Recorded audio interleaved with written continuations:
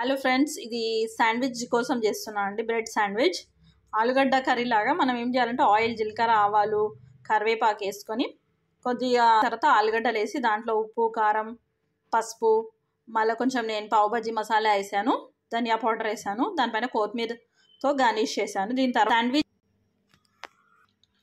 చూడండి, టోస్టర్ కొంచెం heat butter వేసాను. బటర్ వేసేసి ఇలా ఆలుగడ్డ మనం వండిన మిశ్రమం ఉంది కదా, బ్రెడ్ మధ్యలో పెట్టేశాను. దీన్ని ఇప్పుడు టోస్టర్ మీ దగ్గర పెనం పైన పెట్టేసి కొద్దిగా బటర్ వేసేసి పెనం మీద పెట్టేసుకుంటే మీకు ఇది శాండ్విచ్ లాగా రెడీ అవుతుందండి. కాకపోతే దీనిపైన మళ్ళీ కొంచెం బటర్ అప్లై చేసేసి పెట్టేసేయాలండి. ఇది చూడండి, ఇలా ప్రిపేర్ అయిపోయింది. దీన్ని మనం హాట్ సర్వ్ చేసుకుంటే సరిపోతుంది. Thank you for watching. Please subscribe my channel.